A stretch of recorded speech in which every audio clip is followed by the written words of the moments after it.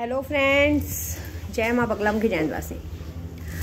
देखिए, आज से मैंने अभी ये सोचा है क्योंकि हमारा जप चालू है। 21 तारीख को रात को अमावस्या है। अमावस्या के दिन हमें अपना प्रण पूरा करना है। तो मैंने आज से सोचा है कि मैं अभी आज रात से आप लोगों को एक वीडियो अपलोड किया जाएगा जिसमें मैं लोगों को छोटा छोटा तरीका सिखाऊंगी। मतलब कुछ लोगों को मैं सिखाना चाहती हूँ, तो कुछ लोग शक्तियाँ लेके सीखना चाहते हैं, लेकिन मैं छोटा छोटा तरीका सिखाऊंगी कि पहले कैसे हमको पूजे पे बैठना चाहिए, किस तरह से हमें क्या करना चाहिए, पूजे पे बैठने के बाद पहला काम क्या करना चाहिए। ऐसे अभी आज मैं आपको रात को सबसे पहले महाकाली की शक्ति को कैसे सिद्ध किया जाता है, माँ के कैसे साक्षात दर्शन किए जाते हैं, वो सारी बातों को मैं पूरी तरह से विधि विधान तरीके से बताऊंगी। क्योंकि माँ काली मेरी इष्ट हैं, तो मेरी शुरुआत उनसे ही होगी, है ना।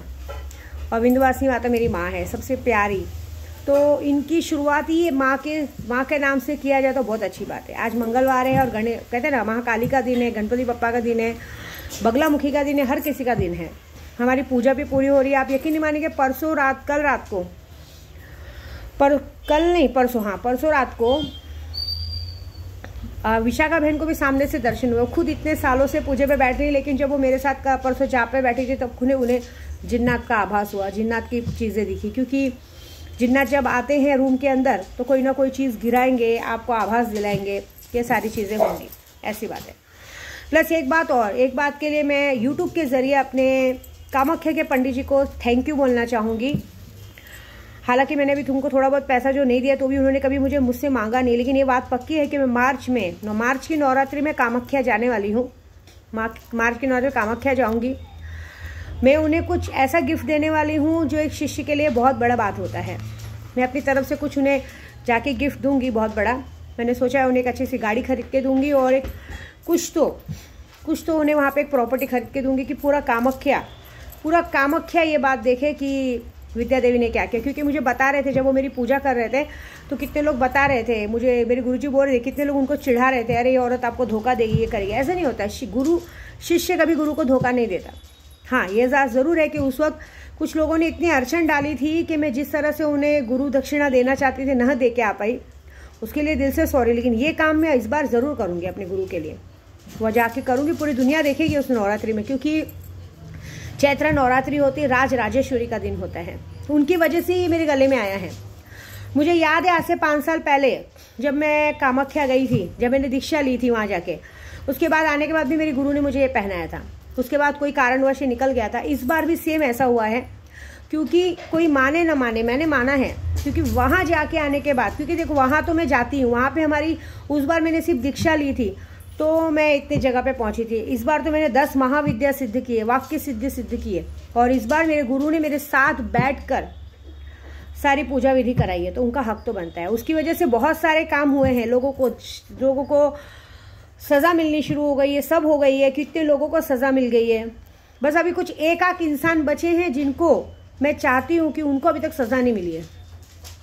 एक इंसान ऐसे हैं जिनको मैं चाहती हूँ कि रोड पे गिरा के मारे, वो मुझे पता चलेगी, रोड पे मार खाए वो इंसान, तब मुझे अच्छा लगेगा, तब मन की शांति मिलेगी। उनकी मौत की खबर आएगी तो मुझे पता चलेगा। मौत तो नहीं चाहिए, लकवा ही चाहिए। मैंने कहा ना, ऐसा है कि थूक गिरती रहे, वो होता रहे। क्योंकि देखो, मैं है ना किसी के लिए बुरा नहीं सोचती हूँ, लेकिन मेरे लोगों ने बहुत बुरा सोचा है। मेरे अच्छाई का लोगों ने बहुत फ़ायदा उठाया है। देखो, मैं एक बात बताऊँ, मैं किसी को कभी कुछ पूछने नहीं जाती हूँ, लेकिन जिसके साथ जो होता है ना, दूर दूर से मुझे अपने आप खबर आ जाती है। अभी कल भी मेरे पास ऐसी खबर आई, एक ऐसी जो मुझे बोलने में डर नहीं है। क्योंकि जब हमारे साथ गलत होता है ना तो पूरी दुनिया हा करके हंसती है। मेरे साथ जब गलत हो रहा तो पूरी दुनिया हंस रही थी, पागल बोल रही थी मुझे, बेवकूफ़ है, पागल है। लेकिन आज वो मुझे वसई वाला कांड याद आ गया। मेरे वसई में एक बंगला था, मैंने बहुत मेहनत से लिया था, तो कुछ लोगों ने, मेरे अपनों ने, कुछ लोगों ने मिलके उस बंगले से मुझे खाली कराया था। जो ओनर था, वो ओनर की नज़र मुझ पे गंदी थी।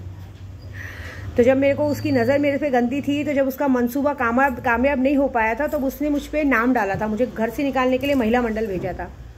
फिर पुलिस स्टेशन में ये नाम डाला था कि ये पूजा पाठ करती। तब तो मैं इतने पूजा पाठ में इतनी महारत भी नहीं हासिल की थी। हो गया 10-12 साल पहले का बात। तो मैं घर में बैठ के, लोग छोटे लोग आते थे, 100 रुपये 1100 रुपये में पूजा करा के जाते थे। तो शायद मुझे याद है कि मेरे को इतना तो नहीं था, लेकिन पूजा करती थी। वहाँ के लोग मेरे पास आते थे पूजा करवाते थे। बहुत सारे लोगों को बच्चा हुआ है, क्योंकि मेरे यहाँ मान्यता है नवरात्रि की चुंदरी जाए तो करते थे। उस आदमी ने मुझ पर, जो कि उसका लड़का ऑलरेडी पहले से पागल था, मैं एक बार गई थी घर पे मिलने तो उसने मुझे नाखून मार दिया था, मतलब वो दिमागी तौर पे ठीक नहीं था, लेकिन उसने मुझे उसी का ब्लेम डाल दिया कि मेरा बच्चा पहले से पागल नहीं, अभी जो कि बचपन से पागल था, लेकिन उसने मुझ पर नाम डाल दिया था सिर्फ घर खाली कराने के लिए। तो भी पुलिस ने उसकी सुनी नहीं थी, सिर्फ मुझे कहा था कि देखो आपकी भलाई इसी में, क्या आप हट जाओ तो अच्छा है। मैंने ठीक है कोई बात नहीं। वहाँ से दिल तोड़ के विद्या देवी गए थे। आपको सच बोलूँ ना, वो वक्त मेरे लिए ऐसा था कि मैं वन मैन शो अकेली थी, 3 बच्चों के साथ थी, लेकिन मैं उस वक्त, आप लोगों को शायद पता नहीं होगा, उस वक्त मैं फांसी लगाने जा रही थी। मैंने अपना फंदा बांध लिया था गले में और उस बंगले से कूदने जा रही थी, क्योंकि मुझे इस बात का दुख हो गया था कि लाइफ में पहली बार मैंने अपनी मेहनत से कुछ खरीदा था। मेरा 20-25 लाख डूब भी गया उधर, अपनी मेहनत से कुछ खरीदा था और वो घर मेरा चला गया। बाद में मुझे पता चला, बाद में उसी के आदमी ने मुझे बताया कि उसका बेटा मर गया, मतलब कुछ दिनों के बाद उसका बेटा मर गया, और उसने उस बात का हर्जाने के तौर पे बल्कि डबल पैसा किसी को तो दिया था कि उस तक पहुंचा देना। हालांकि वो पैसे आज तक मेरे पास पहुंचे नहीं, और ना मुझे नाम भी नहीं लेना है कि किसके पास वो पैसा गया था। उसके बाद मैंने 7-8 महीना मेहनत करके सेम थिंग यहाँ पे बंगले में थी। सबको मालूम है कि मैं जो गोराई में बड़े बंगले में थी, वो आंटी मुझे बहुत प्यार करती थी, बहुत ज़्यादा प्यार करती थी। मतलब उसका एक जिद था कि दूंगी तो बंगला मैं इसको ही दूंगी, विद्या को दूंगी, नहीं तो किसी को नहीं दूंगी बंगला। तब हमारे बीच में कोई एजेंट नहीं था, सिर्फ दिखाया गया था। तो मैंने उस घर को लिया, उस घर को खरीदने के बेसिक पे उस घर में मैं कम से कम 5 से 6 साल रही, जितना हो सका दिया। हालांकि बस यही थोड़ा लॉकडाउन के पहले थोड़ा दिक्कत आया था, तो भी मैं से जो हुआ पैसा मैं देती गई, लॉकडाउन में भी देती गई। जो कि हालांकि उन लोग मुझे बार उनके बच्चे मुझे आके धमकी देते थे, घर से निकालने की बात करते थे। जब तक आंटी जिंदा थी तब तक किसी की हिम्मत नहीं हुई मेरे घर तक आने की, लेकिन मेरी आंटी के मरने के बाद उनके बच्चे घर पे आने लगे। जब तक वो आंटी जिंदा थी तब तक उनके बच्चों ने कभी उनको खड़ा नहीं किया, उनके बच्चों को भगा देते थे। वो आंटी के मेरे पास रोती थी, बेटा मैं अपने घर पे जाती हूँ ना तो मेरे बच्चे मुझे बुलाते नहीं, रखते नहीं है। हालांकि मारा भी तो उन लोग नहीं था, क्योंकि ये बात मुझे पूरी कंफर्म थी और मैं बोली भी थी कि ये बात आज नहीं तो कल खुलेगी। और आंटी का उस घर के अंदर जान था, वो घर सिर्फ वो मुझे देना चाहती थी। उस आंटी का उस घर में पूरा जान प्राण बसा था। मैं जानती थी मरने के बाद भी उसकी आत्मा उधर ही थी, कोई नहीं। उनके मरने के बाद मुझे फिर से वही पुरानी बात शुरुआत की गई चढ़ाने के ऊपर। वो लोग भी नहीं चाहते थे, लेकिन चीटिंग किया गया। अब लॉकडाउन जैसे टाइम पे मैं प्रेग्नेंट हो गई, हाँ ठीक है मेरा बच्चा नहीं हुआ, लेकिन तुम्हारा पैसा तो तुमको मिल रहा था ना, मेरी से क्या मतलब। यहाँ तक कि मुझे उनकी बहू ने ये तक कहा कि तुम्हारा बच्चा है कि नहीं पेट में, उसका मुझे रिपोर्ट दो, ये दो। मैंने बोला होते कौन हो मुझसे रिपोर्ट मांगने वाले। मैंने आज तक किसी की हिम्मत, ये मेरी पर्सनल लाइफ है, मेरा बच्चा हो ना हो मेरी मर्जी है, लेकिन जिसने मेरे साथ गलत किया तुम लोग कौन होते हो ये सब करने वाले। उन लोगों ने किसी की बातों में चढ़ाने पे आ गए। देखो चढ़ाने वाले बहुत मिलते हैं, चढ़ाने में आए, महिला मंडल की धमकी दिया, ये दिया वो दिया। ऑलरेडी मैंने 4-5 केस किए, लेकिन मैंने कहा कि जब भाड़ा ही देना है, कहीं भी देना है, तो खाली करके हट जाना है ना। लेकिन देखो मैं तो हट जाऊंगी, लेकिन कहते ना पाप का किया पाप ही मिलता। उस जगह से मैं रो के निकली थी। आपको याद होगा मैंने 1-2 साल पहले वीडियो बनाई थी, मैं बहुत रोई थी उसके लिए। वीडियो बनाई थी, रोई गाई, मुझे बहुत बुरा लगा कि मैं खरीदना चाहती थी, उसकी वजह से मेरा नाम भी खराब हुआ। कितने मेरे अपने जो थे मुझे बोलते थे अरे मैडम आप तो खरीदने वाले थे, तो मेरा बहुत नाम खराब हुआ। मैं बहुत दुखी हुई थी। मैंने श्राप दिया था मन से कि ये घर को कभी 7 जन्म ना 7 पीढ़ी इनको इसको भोग ना पाए। शायद वही हुआ लेता, कहते ना ऊपर वाले की लाठी में आवाज़ नहीं। मुझे तो पता नहीं, मुझे अभी कुछ हाल ही कल परसों में पता चला है कि जो लड़का मेरे घर पे मुझे धमकी देने आता था, उन्हीं का एक लड़का था जो मेरे घर पे धमकी देने आता था कि घर से निकल जाओ, महिला मंडल लाएंगे, धक्का मार के भगाएंगे। हालांकि मुझे पता नहीं, अभी ऊपर वाली की लाठी में कहते हैं ना आवाज़ नहीं है। अभी कुछ 15-20 दिन पहले की बात है, वो हार्ट अटैक से मर चुका है। मतलब भगवान उसकी आत्मा को शांति दे। लेकिन यहाँ का किया यहीं भुगतना पड़ेगा। अगर आप किसी का भी दिल दुखाओगे ना, अगर मैं भी किसी का दिल दुखाऊंगी तो मेरा भी किया मुझे यहीं भुगतना पड़ेगा। किसी ब्राह्मण की और किसी अघोरी की हाई नहीं लेनी चाहिए, ये बात है। और मेरी क्या हाई लेंगे, उन लोगों ने अपने माँ बाप की हाई ली थी, अपनी माँ की हाई ली थी। उस माँ को उन लोगों ने तड़पा के मारा है। जब तक जिंदा थी कभी सुख से रोटी नहीं खिलाया है, अपने घर पे नहीं। तुमको क्या लगता है वो औरत उस घर में किसी को आने देगी? वो घर उसका था, वो घर उसका था। और मैं अभी भी बोलती हूँ। और उस घर में मुझे इतना नशा दिया गया था, उस घर में मेरे इतने जिन जिन्नात हाजिर थे कि मुझे याद है कि वो जिन जिन्नात आज भी अगर उस घर में 7 बजे के बाद अगर कोई काम कर ले तो मैं मान जाऊँ। आज भी 7 बजे के बाद उस घर में रात को 12-1 बजे तक आत्माएं घूमती रहती हैं, जिन्नात घूमते रहते हैं, लोगों को दिखते हैं। जिस रूम में जिन्नात है, अगर उस रूम में कोई लेडीज सोए तो उनके साथ, क्योंकि आपको तो पता है जिन्नात आके शारीरिक संबंध बनाते हैं, उस रूम में अगर कोई लेडीज सोए तो उनके साथ शारीरिक संबंध बनाएंगे, उनको छुएंगे। ऐसा सब होता है आज भी, लेकिन कोई मानता नहीं, हम तो पागल हैं। इसलिए मैं बोलती हूँ, देखो सज़ा सबको मिलनी शुरू हुई है, जिसको जो मिले उसकी बात, देखो उनकी करनी उनकी सज़ा। मुझे कल सुनी तो बहुत दुख हुआ, लेकिन उस बात से ये हुआ कि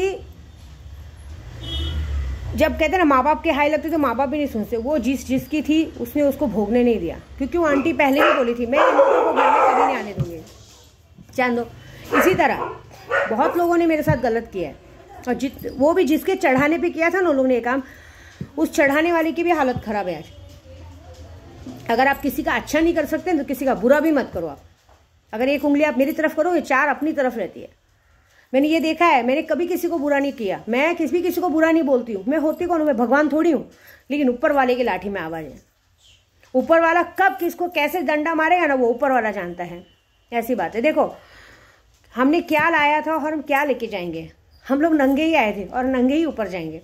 लो, आदमी की करोड़ों की प्रॉपर्टी क्यों ना हो, मरते समय क्या जाता है, एक 100 रुपए का कफन का टुकड़ा, और किस पे जाता है, लकड़ी की, उस पे ही जाता है ना।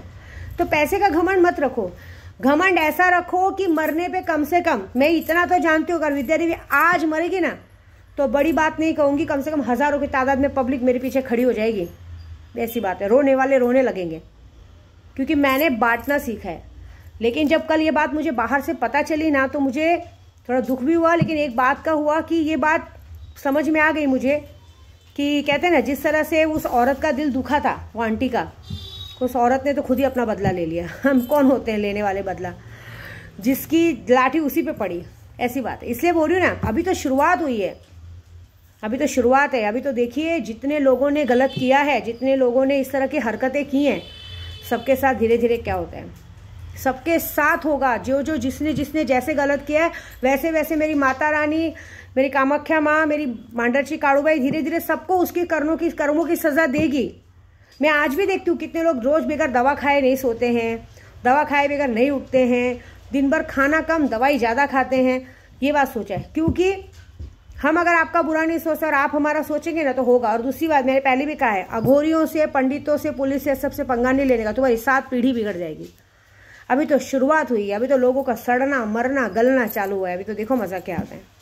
मैं इस बात से डरती नहीं हुआ जो बात मैंने बताई है, क्योंकि इस बात से मैं क्यों डरूं, ये काम कोई मैंने थोड़ी ना किया है, ये तो कुदरत के कानून ने फैसला दिया है, कुदरत ने लाठी मारी है। क्योंकि वो जो औरत थी, वो औरत इतनी अच्छी थी, उसका कहते हैं ना, उसकी हाई लगी है, हमारी नहीं, उसकी हाई लगी है, क्योंकि वो जीना चाहती थी, खुश रहना चाहती थी, लेकिन किसी ने उसको खुश नहीं रहने दिया। ये बात, इसलिए मैं आप लोगों को बोलती हूँ कि अगर आप किसी का अच्छा नहीं कर सको ना तो किसी का बुरा मत करो, बुरा करना मत सीखो। बुराई बहुत बड़ी बात होती है। मेरे पास कितने लोगों ने सीखा है ना, वो नेगेटिव करने में ज़्यादा आगे बढ़ते, पॉजिटिव नहीं। विद्या देवी सिर्फ बोलती भले मुंह से, लेकिन भगवान की कसम मैंने कभी किसी के लिए बुरा बोला नहीं। कहीं बोला है? मैं सिर्फ ये बोलती हूँ कि जिसने जैसी करनी की उसको वैसी सजा मिले। मैं सिर्फ अपना देखती हूँ, क्योंकि मेरा इंटरेस्ट काम करने में, मेरा इंटरेस्ट आगे बढ़ने में है। हाँ, लेकिन इस बात का दुख जरूर था कि जब मैं उस घर से निकली थी मेरा दिल बहुत दुखा था, क्योंकि मेरी इज्जत चली गई थी। ऐसा लगा किसी ने मेरे कपड़े उतार के रोड पे फेंक दिए, मुझे नंगा कर दिया रोड पे, ऐसे लगा था। और इस काम में जो शामिल होंगे ना, जिसने मुझे उस घर से निकालने में, नंगा करने में कोई कसर नहीं छोड़ी थी ना, मेरी मांडरची काड़ूबाई, अगर उन सबको नंगा नहीं की ना, मेरा नाम बदल देना। विद्या देवी नाम की नहीं मैं, इस बात से मुझे कोई डर कोई शर्म नहीं है, क्योंकि आदमी का दुख, अंदर की जब आत्मा रोती है ना तो बहुत बड़ा तकलीफ होता है। तो जाने दो, हमें क्या करना है, बस ये बात है कि आज से मैं आप सबको सिखाऊंगी। और एक और बात के लिए मैंने ये वीडियो बनाई है कि देखो बहुत सारे जन हैं, एक औरत ने भी कल मुझसे काम चालू कराने की बात की है, वो बेचारी के पास घर नहीं है, घर काम करती है।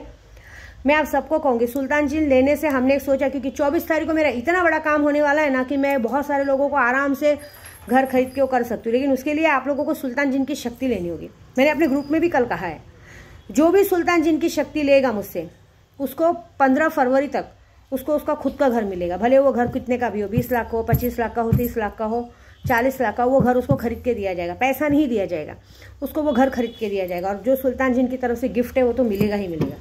उसके लिए आपको सुल्तान जिन लेना पड़ेगा, क्योंकि सुल्तान जिन लेने के बाद पहले 24 तारीख को आपको साक्षात्कार दर्शन कराया जाएगा। हो सकता है आपके घर में भी उतनी बड़ी रकम हाजिर कर दी जाए। क्योंकि ये काम बहुत बड़ा हुआ है। क्योंकि देखिए, मुझे पहले मेरे कामाख्या, मेरे को डायलॉग मारा जाता था, तू तो कामाख्या की पंडित है ना, तेरे में दम है तो बिगाड़ के बता। मैं कोई नहीं हूँ बिगाड़ने वाली, मैं तो कुछ बिगाड़ी ही नहीं हूँ। मेरे बदले मेरी शक्तियाँ बिगाड़ना शुरू कर दी हैं, क्योंकि मैंने शक्तियों से अपने लिए कभी कुछ मांगा ही नहीं है। ऐसी बात है। मुझे सिर्फ ना इस साड़ी का शौक है, बस, मुझे और कोई शौक नहीं है। ये भी मेरी माँ ने डाल दिया, वो भी मेरी माँ ने डाला है, क्योंकि ये आशीर्वाद है उनका। ऐसी बात है। मेरी बात, दोनों गुरुओं का इतना बड़ा आशीर्वाद मिला है कि अब मुझे पता है अब मैं जैकपॉट पाऊंगी। अब तो मैं ऊंचाइयों पे जाऊंगी और बहुत जल्द जाऊंगी। अब तो मैं भी ये भविष्यवाणी करती हूँ कि 2024 में, 2024 ना इलेक्शन है, 2024 में कौन सी सरकार आएगी वो अब मैं डिसाइड करूंगी। बड़ी बात नहीं कर रही, मुझे पता है ये वीडियो देखने के बाद बहुत जन हंसेंगे, बोलेंगे, लेकिन लिख के लेना, विद्या देवी ने 11.5 लाख जब करके कोरोना भगाया है, तो 2024 में कौन सी सरकार बनेगी वो विद्या देवी डिसाइड करेगी। ये लिख के लेना। मैंने कहा था ना, महाराष्ट्र में शिवसेना आएगी। शिवसेना आई, भले हमारे शिंदे साहब आए तो क्या हुआ, शिवसेना तो आई ना। तो महाराष्ट्र में अभी पूरी दुनिया में वर्ल्ड रिकॉर्ड में सरकार किसकी बनेगी वो भी हम डिसाइड करेंगे, क्योंकि हमें सरकार वही चाहिए। मेरे को पॉलिटिक्स नहीं आता, लेकिन मैं चाहती हूँ कि कोई ऐसा आदमी आए, ऐसा इंसान दुनिया को संभाले जो कम से कम कुछ तो प्रगति करे। ऐसा कोई गलत नहीं है और कोई सही है, हमारे लिए तो कोई सही नहीं है। मैं तो बोलती कोई रहनी नहीं चाहिए, कोई पार्टी नहीं रहनी चाहिए, लेकिन तो भी कुछ तो करेंगे, कुछ तो अच्छा करेंगे और कुछ तो नया करेंगे। थोड़ा सा रिस्क तो लेंगे ना, क्योंकि रिस्क लिए बगैर तो बाजी जीती जा नहीं सकती। और विद्या देवी ने इतना बड़ा रिस्क लिया है तो जीत के तो बताएगी, क्योंकि मुझे जीतना पसंद है। हारने के बाद जीतने का मजा तो और भी अच्छा आता है ना। तो चलो देखते हैं मेरी भविष्यवाणी सत्य होती है कि सामने वाले की। मैं भी यही हूँ, आप भी यही हो। जय माता दी।